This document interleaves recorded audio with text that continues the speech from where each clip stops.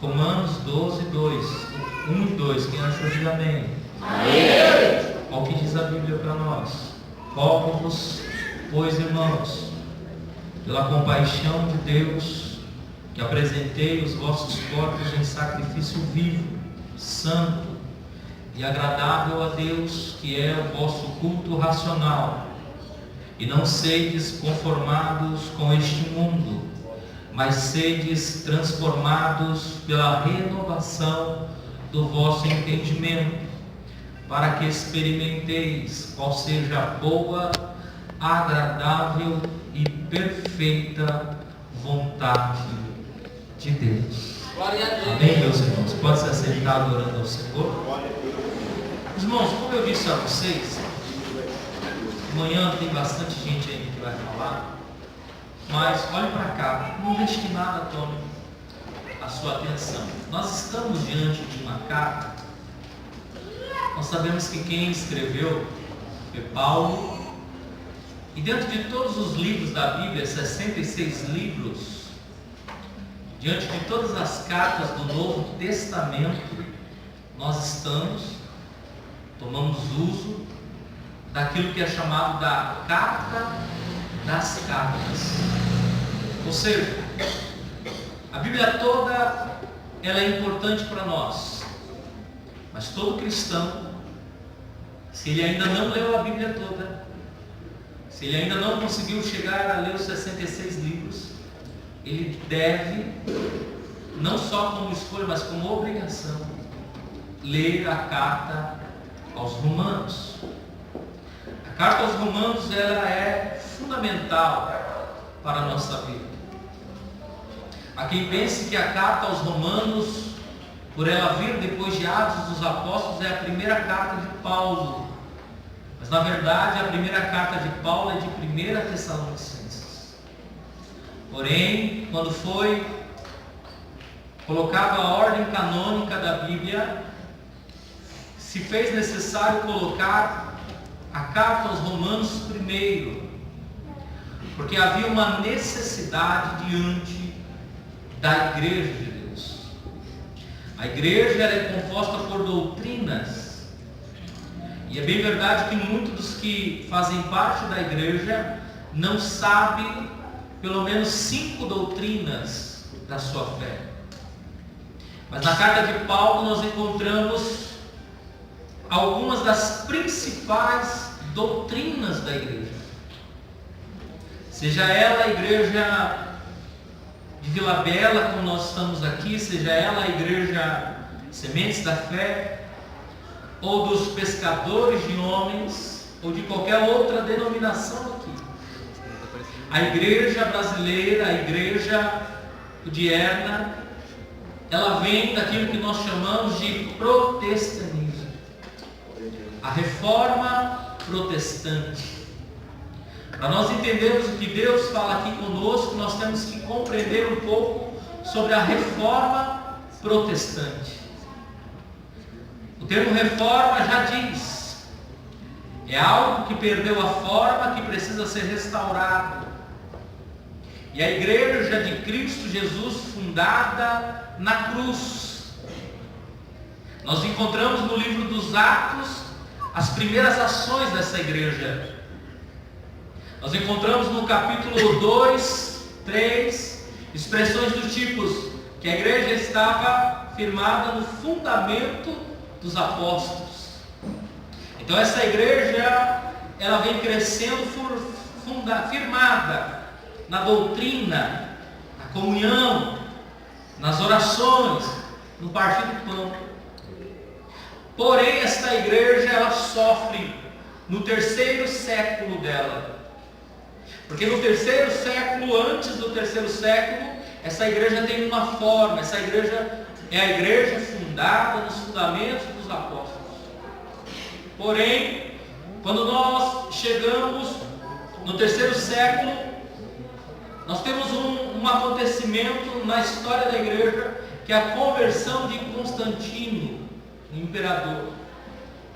No 3º século em diante, a igreja de Cristo, ela se mistura com o Estado. E quando ela se mistura com o Estado, ela começa a adotar doutrinas pagãs. Ela começa a adotar doutrinas não somente pagãs, mas greco-romanas. Haja vista Agostinho, imperador romano. No século VI, essa mesma igreja, ela começa a adotar um hábito que é o papado romano. Então se estabelece o papado. A igreja de Cristo, ela é católica. Nós somos católicos. Porque a expressão católica adolescente é universal. Porém, há o católico que é romano, que ainda segue o que aconteceu a partir do 3º século da igreja, quando eles adotam a linha do papado romano. É aí que eles começam a criar algumas heresias, porque agora a igreja começa a orar por mortos.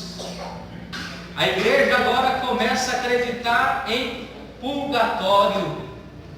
A igreja agora começa não somente a acreditar em purgatório, mas um dos papas, preste atenção, um dos papas, ele resolve vender o perdão. Então eles criam um documento chamado de indulgência, aonde era utilizado para o perdão dos pecados. Então quem tinha pecado ia até o papado e comprava a carta de indulgência. E quem tem a carta de indulgência, ele então está perdoado dos pecados. Quando nós falamos do século de número 4 em diante, até o século XVI, preste atenção, a igreja de Cristo, ela passa por um período de 12 séculos, 1200 anos, conhecido na história da escola como Idade das Trevas, que é a idade aonde a igreja ela fica escura, Douglas, porque a literatura bíblica não é como hoje. Quem tinha a Bíblia era apenas o papado. A Bíblia não era em todas as versões, era na versão latina. Então as pessoas iam ao culto e somente o padre lia. O padre recitava. E ninguém mais entendia, porque era algo exclusivo da liderança. O termo Idade das Trevas, ela é chamada porque é um período de escuridão da igreja, aonde a igreja ela perde o conhecimento. A igreja que estava fundamentada na doutrina dos apóstolos, ela agora já não sabe, não conhece o Senhor, porque lhe falta conhecimento. Ela não tem acesso à palavra, ela não consegue conhecer o seu Deus, porque o que ela sabe de Deus é o que alguém está dizendo para eles. Mas exatamente no século de número 16, aproximadamente no ano de 1500, um homem, um monge alemão conhecido como Lutero, ele começa a ler um livro da Bíblia. E este livro é conhecido como a Carta aos Romanos. E à medida que ele começa a ler este livro, algo desperta no seu coração. Ele percebe que aquilo que está sendo pregado pela liderança não é o que estava na palavra. Então ele resolve criar as suas teses, as teses de Lutero. Ele cria uma lista de teses e vai na porta da igreja e crava. Essas suas teses não eram poucas, eram muitas. E todas essas teses ele fez firmado no que ele lê no Romanos. A base das suas teses era conhecida como os 5 solas. Os 5 solas é uma expressão latina. Então eram 5 regras que eles utilizavam. A primeira regra, sola fide. A A segunda base, sola scripturae. A terceira base, solus Christo. A quarta base, sola graça. A quinta base, soli Deo gloria. Ele cria as teses dizendo: somente fé, somente a Escritura, somente Cristo, somente a graça, e só a Ele dá glória.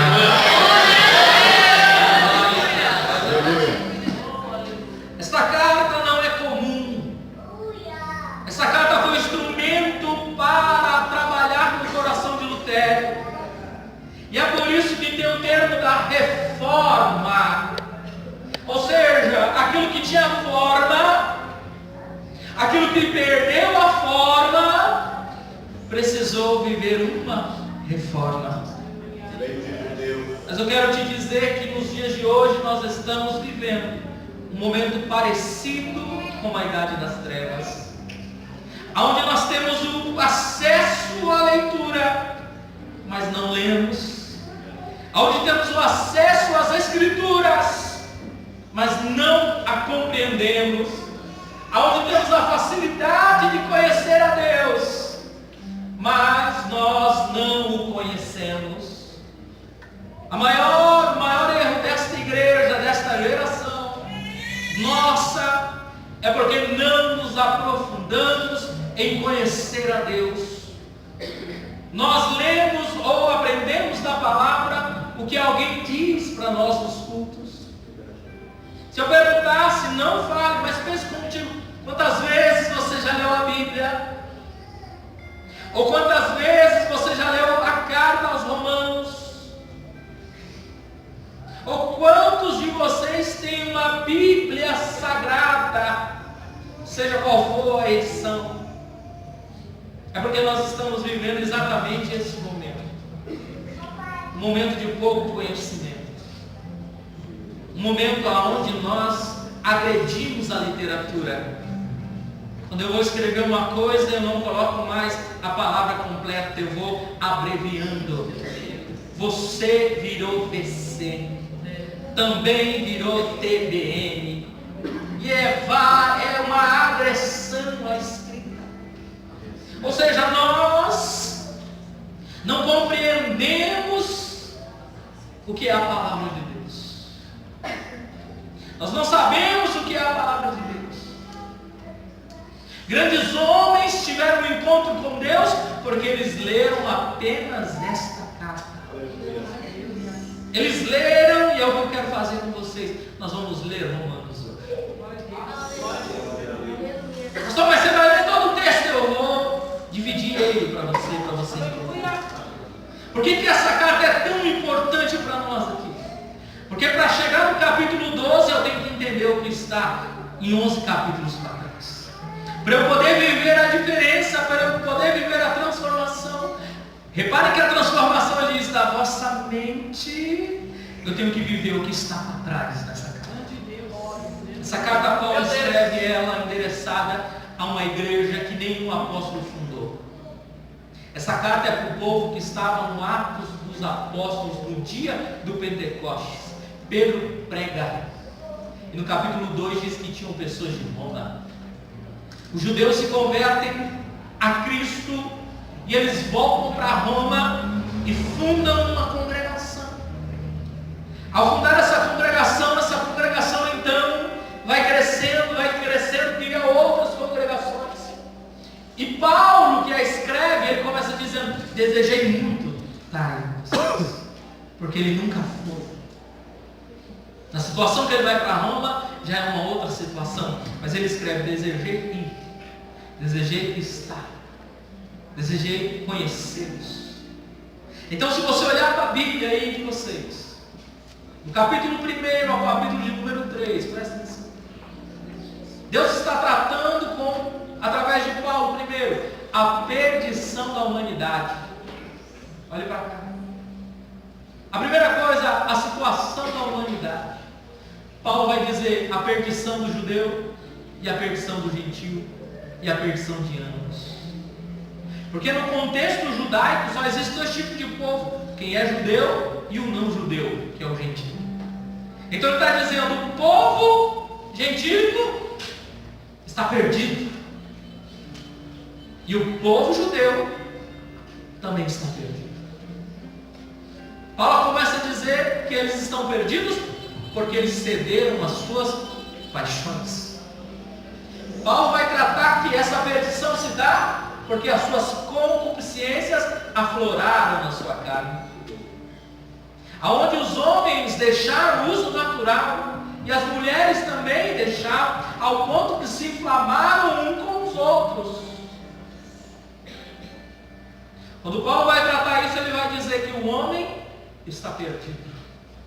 O homem, o seu fim é certo. O homem está reservado à perdição.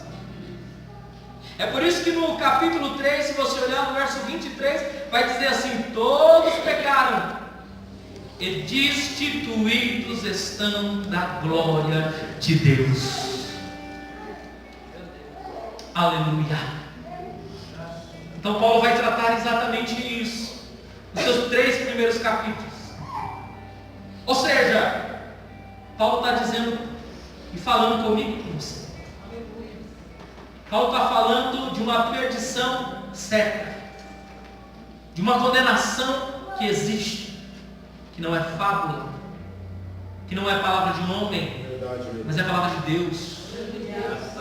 Paulo está dizendo que haverá uma condenação a este povo que não leva a sério ao Criador, a este povo que se entrega ao pecado, à concupiscência, à lascívia, à fornicação, ao adultério, ao homossexualismo.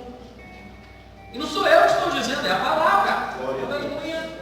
É a Bíblia Sagrada. Paulo vai tratar esse perigo. E quando nós falamos de perigo, nós fugimos. Normalmente na empresa tem lá, perigo, alta tensão, não se aproxima. Perigo, cuidado, passa de longe, caldeira. E normalmente quando tem um perigo na empresa, o departamento de segurança sempre te dá um EPI para que você possa se proteger desses perigos. E não é diferente, Deus sempre mostra alguns perigos e Ele tem um instrumento para nos proteger dos perigos, que é a sua palavra.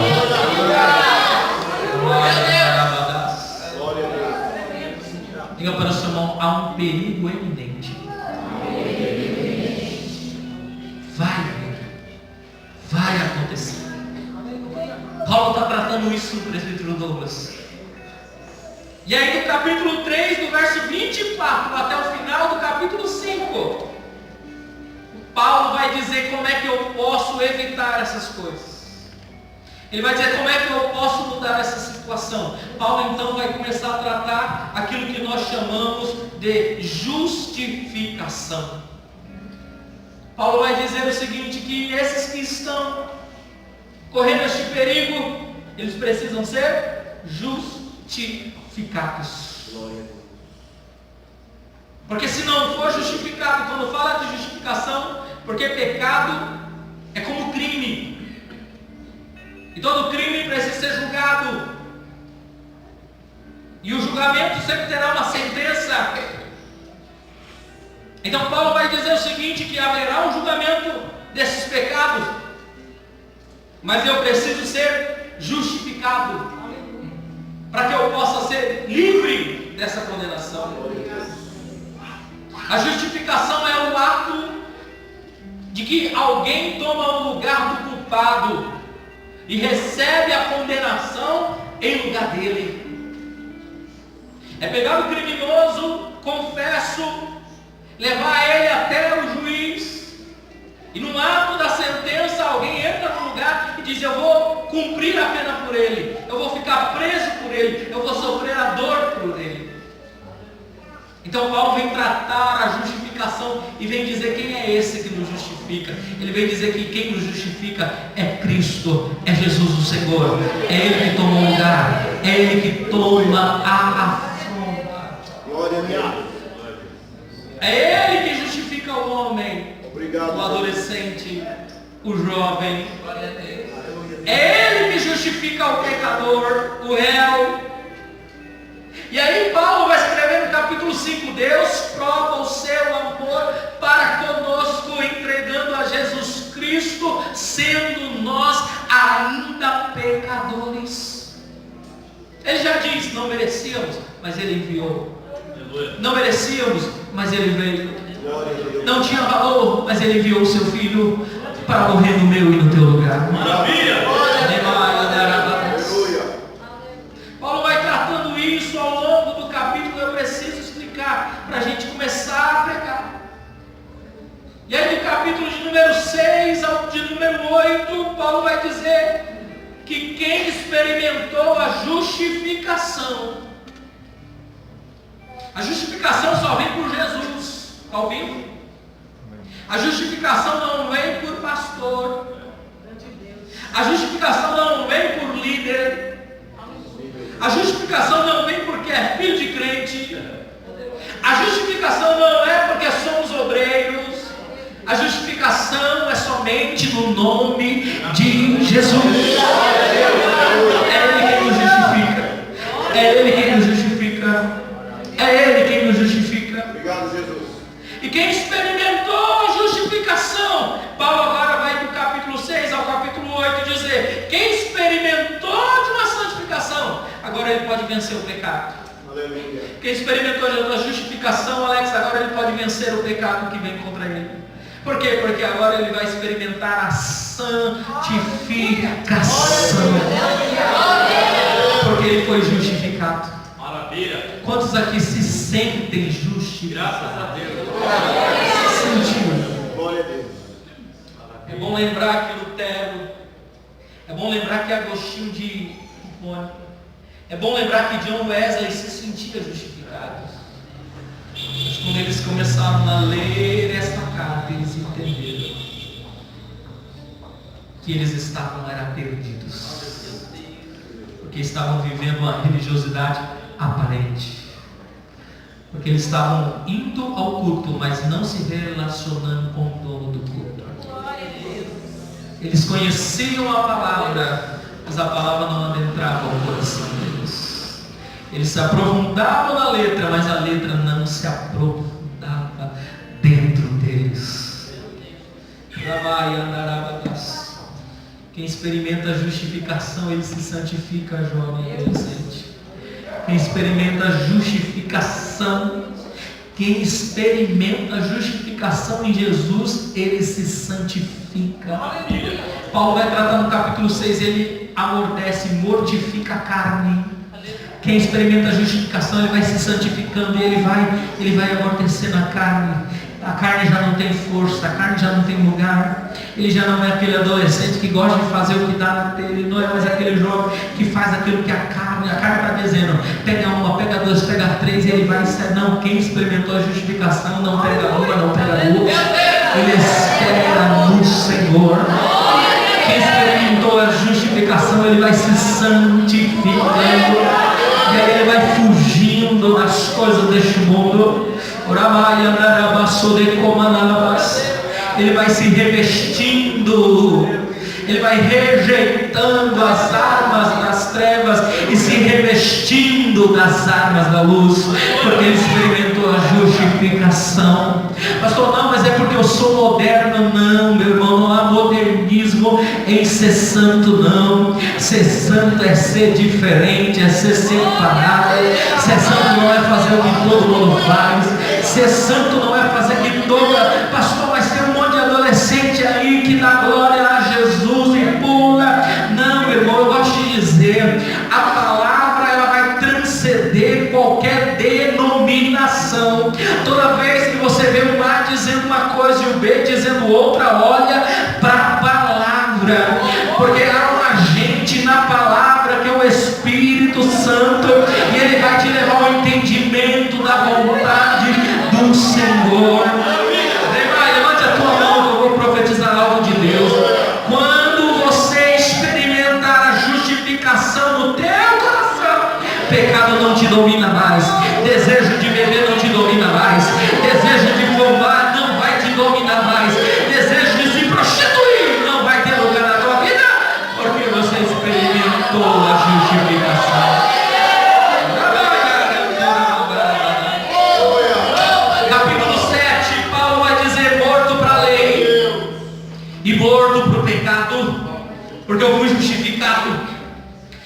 capítulo 8 é o capítulo do Espírito Santo. É o capítulo da Bíblia que mais se fala do Espírito Santo. Por quê? Porque para ser santificado, sozinho não consegue. Sozinho não consegue, não tem força, jovem. Você sabe por que você não vence aquilo? Porque você quer fazer sozinho. Você sabe por que você não deixa de praticar aquilo? Porque você quer vencer sozinho. Então Paulo no capítulo 8 vai começar a traçar o agente da santificação, que é o Espírito Santo. E aí ele começa dizendo: portanto agora nenhuma condenação há para os que estão em Cristo Jesus, que não andam segundo a carne, mas andam segundo ao Espírito. Paulo vai tratando a santificação. Aleluia. Oh, glória. Verso 12 do capítulo 8, a prefácia diz: guiados pelo Espírito. Glória. Quem já experimentou o Espírito Santo aqui? Glória a Deus. Aleluia. A palavra de Jesus é ficai, para ser revestido, para depois ir. Diga comigo: ficai, para ser revestido, para depois ir. Sabe o que nós estamos fazendo hoje? Nós também queremos ir, mas não ser revestido aqui. Nós queremos ir, pastor. O adolescente quer ir, mas não quer ser revestido. Jesus falou para os discípulos: fica, porque vai vir. E quando vir, você vai ser minhas testemunhas. Mas seja revestido primeiro. Receba o Espírito Santo. Aleluia. A virtude que vem do alto. Glória. Capítulo 9 ao capítulo 11. Paulo vai tratar o plano da salvação. E ele volta a dizer que Israel, Deus tem um plano para eles e para o gentil também. É lá onde nós encontramos que nós somos um jambuzeiro bravo, injetado na boa oliveira. Que não merecíamos, mas por graça e misericórdia fomos injetados, justificados. Maravilha. Oh, Espírito Santo, obrigado, Senhor. Aleluia. Obrigado, Senhor. Olha como é que Paulo divide então a carta. Primeiro, glória a Deus. a condenação do homem, a perdição do homem. Capítulo 1 ao 3. Segundo, do 3:24 ao final do 5, justificação. Terceiro, ele vai tratar a santificação, do 6 ao 8. O que Paulo vai falar agora no capítulo 12, que é o tema que vocês escolheram? Capítulo 12, Paulo vai falar sobre o fruto de quem experimentou o restante. Paulo vai falar, vamos olhar para o texto, mas olhe para o texto como um resultado. Escute, às vezes nós interpretamos o texto como algo para alcançar, como algo que precisa ser alcançado, mas Paulo não trata isso como algo que precisa ser alcançado. Paulo trata isso como algo de alguém que já experimentou. É assim, meu Deus. Ele vai dizer: se você experimentou, entende dos seus pecados, entende da condenação deste mundo, se você experimentou Jesus Cristo e aceitou Ele como teu Senhor, como teu único e suficiente Salvador, Aleluia. se você se justificou, sentiu a justificação no teu coração e você experimentou da santidade do Senhor, então só vai faltar para você colher o resultado de tudo. Então Paulo vai falar qual é o resultado de quem experimenta a justificação, quem experimenta a santificação. Então ele vai dizer no verso 1 do capítulo 12: rogo-vos, pois, irmãos, pela compaixão de Deus, que apresentei os vossos corpos em sacrifício vivo. O que ele está falando? Quem já se justificou, quem já experimentou a justificação, quem já experimentou a santificação, Só falta para ele apresentar o corpo como sacrifício vivo, único. Sabe qual é o problema hoje? Que experimenta do divino da nossa alma e nosso espírito, mas o nosso corpo não quer experimentar do divino. Experimenta do divino, do que vem do alto, a tua alma e o teu espírito. Mas quando se fala nessa natureza carnal, ela não consegue. Ela luta, ela porfia, ela guerreia, um membro contra o outro, lutando. Paulo vai até tratar dizendo assim: aquilo que eu quero fazer eu não faço, mas aquilo que eu não quero, isso eu faço. Que os meus membros se guerreiam dentro de mim. Há uma luta. Meu corpo não quer experimentar o que é divino, meu corpo não quer experimentar, meu corpo não quer sentir, meu corpo não quer ter uma vida. Claro que esse corpo jamais vai se converter, mas ele precisa ser adormecido. Ele não pode ter domínio, ele não pode ter controle. Então Paulo diz: apresenta o vosso corpo, apresenta o vosso corpo. O vosso culto tem que começar não só na mente, não só no coração, mas nos vossos corpos, como sacrifício vivo ao Senhor. Apresenta só a vossa vida por inteiro. Isso fala de totalidade. Gente, você não pode servir a Jesus pela metade, adolescente. Obreiros, nós não podemos servir a Jesus pela metade, não podemos servir a Jesus parcialmente, não podemos servir a Jesus somente quando nos agrada a servi-lo. Nós temos que servi-lo por inteiro, na totalidade. E Paulo vai dizer: por que, Paulo, que eu tenho que experimentar tudo isso? Por quê? Você vai experimentar, você não pode se conformar. Se conformar, tomar a forma. Vocês lembram da reforma? Olha o que Paulo vai dizer. Nós vivemos, a igreja viveu nesses, nós estamos aí em 20 séculos, 2017, a igreja viveu a forma, perdeu a forma, e depois a reforma. E agora? O que será que a igreja precisa viver? Aí Paulo vai dizer: não vos conformeis. Ele está dizendo: não toma forma. Não toma forma. Forma de quem, Paulo? Não toma forma do mundo. Forma de quem, Paulo? Igreja em Roma não toma forma do que está acontecendo aí na cidade. Eles são pagãos. Eles não adoram, eles servem a outros deuses. Não tome a forma. Não seja igual a eles. Não faça o que eles façam. Escute. Quando você tomar a forma do mundo, quando você fizer o que o mundo faz, quando você praticar o que o mundo pratica, o que resta para ti é o que o mundo vai receber naquele grande dia. Mas se você andar diferente do mundo, se você não tomar a forma do mundo, se você não caminhar como o mundo, se você não praticar o que o mundo pratica, pode ter certeza que tem algo preparado para você naquele dia. Paulo está dizendo: não tome a forma deste mundo, mas sede renovados, renovados no vosso entendimento. Aqui entra a importância da palavra. Adolescente é a fase de transição, é a fase que ele mais sofre o que chamamos de metanoia, mudança de mente, mudança de corpo.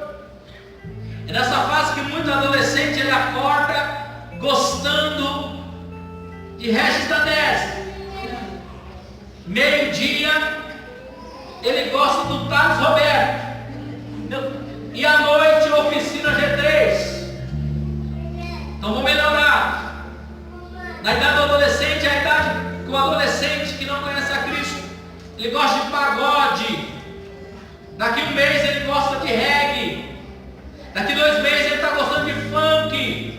E depois ele pula lá pro metal. Aí você fala: o que é isso? É porque ele está em transição, ele está sem definição, ele ainda não sabe o que quer. É por isso que nessa idade há muita investida do inimigo para dizer o que você precisa ser. Então Paulo diz: tem que trabalhar aqui primeiro. Aleluia. Tem que experimentar aqui primeiro. Ele vai dizer: você tem que ser transformado quê? Porque se você for bem definido aqui, nada fora vai te mudar. Nada fora vai transformar a tua vida. Glória. Segunda Reis, capítulo de número 22, fala de um moço chamado Josias. A Bíblia diz que Josias começou a reinar com 8 anos de idade. Mas no ano 18 de Josias, 10 anos depois, diz a Bíblia, que Josias dá ordem para sacerdotes e eles encontram a palavra, o livro da lei. E quando Josias encontra, ele faz uma reforma, ele faz uma restauração em Israel. Mas o que me chama a atenção é que de 8 a 18 anos ele não fez nada. De 8 a 18, que fase é essa? Saindo da criança, pré-adolescência, adolescência, entrando na juventude. De 8 a 18 ele não sabe o que quer. De 8 a 18 Josias não sabe a sua vontade.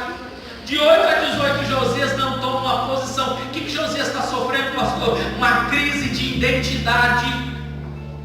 Ele não sabe, mas aí quando ele tem um encontro com a palavra, Aleluia. diz a Bíblia que como Josias não houve um rei, aleluia, que fez o que ele fez. Aleluia. E depois não houve outro.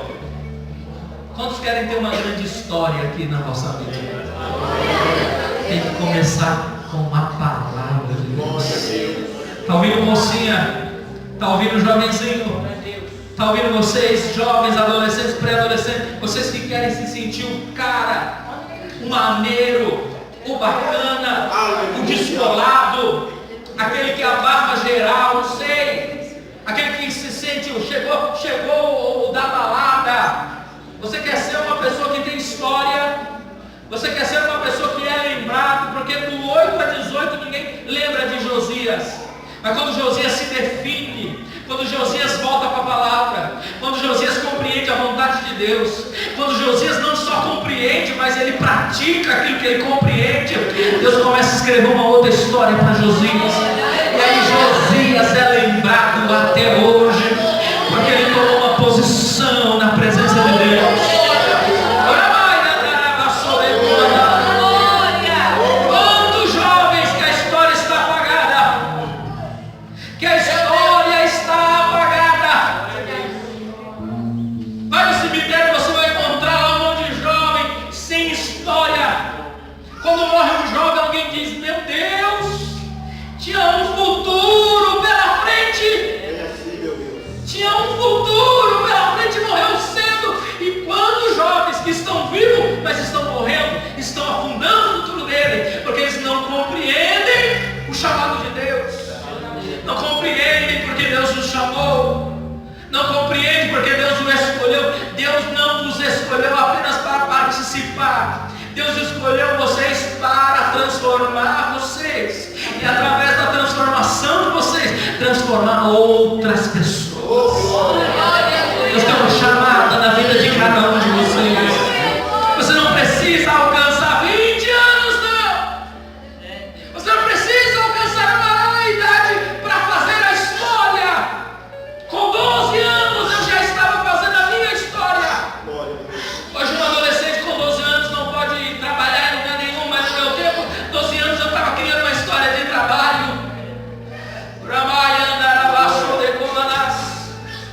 Jesus, ele tem uma história para você, adolescente.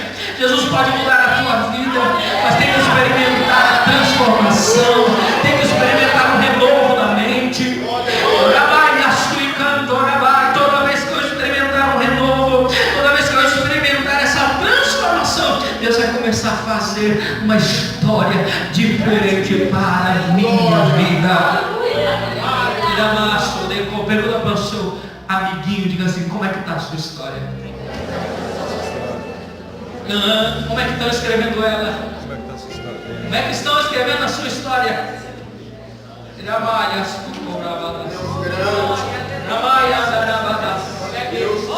Olha a história que estão falando sobre você, o que estão escrevendo sobre você, o que estão dizendo.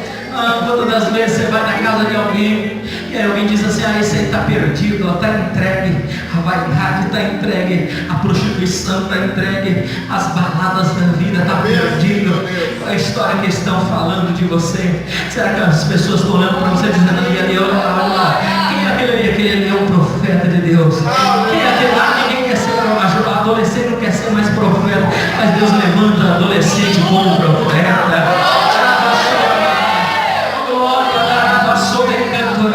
Tem mistério, irmão. Deus não tem mistério só com gente grande, não. Deus tem mistério com quem quer mistério com Ele. Deus trabalha com quem quer ser trabalhado. Deus usa quem quer ser usado. Deus enche quem quer ser enchido. Deus capacita quem quer ser capacitado. Deus renova quem quer ser renovado. Deus batiza quem quer ser batizado. Ele é Senhor, Ele é Deus. Ele tem uma história para você. Ele tem algo novo para você. Mas tem que experimentar a renovação do nosso entendimento. Tem que voltar para a palavra. Tem que voltar para a palavra.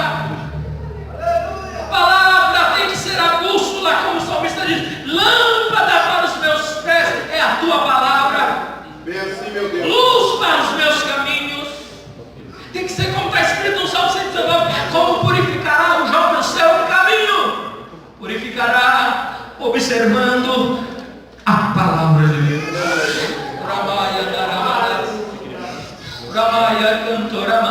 Repare que o texto diz que toda vez que você não se conformar, toda vez que você experimentar o renovo aqui, você vai começar a experimentar a boa, a perfeita e a agradável vontade de Deus.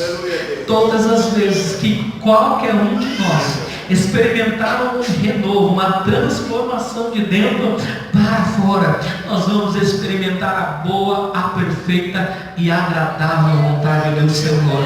A boa vontade de Deus. Qual é a boa vontade do mundo para uma moça? A boa vontade do mundo para uma moça na idade de vocês tem que saber dançar pancadão, tem que ter namorado 2, 3, 4, na escolinha tem que estar abafando, é assim mesmo, tem que ser a do pedaço, é assim a boa, mas a de Deus não. A boa vontade de Deus não, tem que ser santa, reservada, guardada, porque Deus tem algo preparado para ela. No mundo, a boa vontade do mundo para o moço. O moço tem que ser o bambambam da escola, tem que ter a sua moto já, né? Se não tiver, dá um jeito de conquistar uma, não sei, depende do jeito, ilícito ou não. O mundo é assim, tem que ficar abafando, tem que chegar na rua com um carrão, tem que dar tapa na cara de adolescente, assim, porque é assim no mundo. Essa é a boa vontade do mundo, mas a boa vontade de Deus não é essa não para o moço. A boa vontade de Deus para os moços é como ele teve com Samuel. Aleluia. O Filipe e Finés está pecando, mas Samuel está crescendo. O Filipe e Finés está brincando com as coisas de Deus, mas Samuel está ouvindo a voz do Senhor falar com ele. Deus pode falar com você. A boa, a perfeita, a perfeita vontade de Deus. Há uma diferença nisso. Nós queremos, nós somos assim. Queremos viver a nossa vontade porque é perfeita para nós.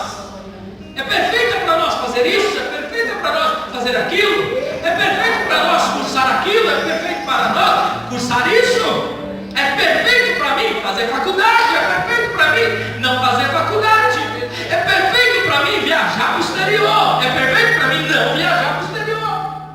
É a nossa vontade. A perfeita está ligada do homem ao coração. Aquilo que o seu coração deseja, você fala: isso é o ideal para mim. Aquilo que o seu coração está dizendo, você fala: não, esse aqui deve ser o certo. O certo é não cantar mais, o certo. Essa é a sua perfeita. Por quê? Porque você acha que o que está no teu coração é a correta. Mas lembra que a palavra diz que o coração é enganoso. Lembra que Salomão também falou: jovem, faça tudo que o teu coração mandar. Mas lembre de uma coisa: Deus trará juízo a tudo isso que você fizer. Essa é a perfeita vontade sua, mas a perfeita vontade de Deus é diferente. A perfeita vontade de Deus não é no padrão nosso. A perfeita vontade de Deus muitas das vezes é não. Você quer ir? Ele fala não. A perfeita vontade de Deus fala eu quero sair. Ele diz não vai sair. A perfeita vontade de Deus é eu já quero namorar. E aí Deus fala não é hora de namorar. A perfeita vontade de Deus ela é diferente. Ela não vai de encontro à sua vontade.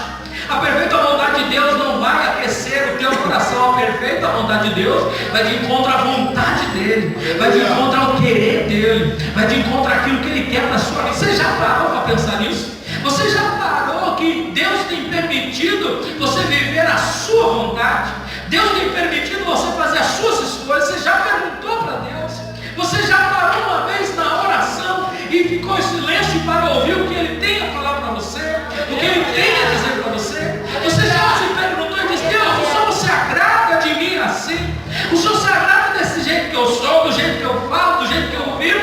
Você já se perguntou isso para o Senhor? O problema é porque nós estamos deixando o nosso coração guiar a nossa vida, a nossa vontade guiar a nossa vida. Mas a palavra de Deus diz que quem experimentar renovo aqui, quem experimentar uma transformação aqui, ele vai viver não a vontade dele, mas ele vai viver a vontade de Deus. Ele vai viver não o que o coração dele quer, mas ele vai viver o que Deus quer para ele. Ele não vai viver aquilo que apenas o pai e a mãe quer. Ele vai viver o grande plano que Deus tem para a vida dele. Eu preciso nos falar isso. Esses adolescentes aqui eu vou ver eles amanhã, vou ver depois, mas vocês eu não vou ver. Nós temos que viver a palavra. Nós temos que voltar à palavra. A Bíblia diz que Deus permitiu no deserto, escute, serpentes. As serpentes eram tão venenosas que o povo morria no deserto. Então o povo clama e chora. Moisés nos ajuda. Moisés vai orar e Deus dá uma orientação para ele: levanta uma serpente no deserto. E há de ser que aquele que for picado por uma serpente, basta olhar, que ele vai ser curado na hora. Aleluia. João 3, 14 e 15 vai dizer: assim como Moisés levantou a serpente no deserto, importa que o Filho do Homem seja levantado. Oh, glória, aleluia. Sabe o que está acontecendo, Alex? Pecamos, nós não olhamos para Jesus. Meu Deus. Pecamos, viramos as costas para Jesus. Meu Deus. Pecamos, não olhamos para o Senhor. No deserto o povo pecava e olhava. Pecava e olhava. E hoje nós estamos morrendo porque estamos pecando e não estamos olhando de novo para Jesus. Meu Deus. E estamos achando que vai tudo bem. Mas só que veneno é assim, ele vai, quando você menos perceber, ele mata. Eu quero te convidar a voltar a olhar para Jesus. Aleluia. Eu não quero que você olhe, escute isso. Você tem que voltar a olhar para Jesus. Obedeça os vossos pastores. Obedeça os vossos pastores. Mas olhe para o Senhor. Não faça como a idade das trevas, que colocaram o homem acima de Deus. Mas pelo contrário, Deus coloca homens abaixo dele, porque Ele nos dá pastores. Ele põe pastores para zelar por vocês. Glória a Deus, aleluia. Então hoje é noite de experimentar isso. Não tem como. Preste atenção que cada um cantou, que cada um louvou, mas não tem como experimentar tudo isso se não passar por Romanos. Tem que passar. Aleluia. Tem que passar por isso, adolescente. Glória a Deus. Adolescente está acostumado a ir congregando na igreja, mas aceitar Jesus não. O pai trouxe quando criança, ele foi crescendo e continua na igreja. Mas você tem que se decidir por Jesus. Meu Deus.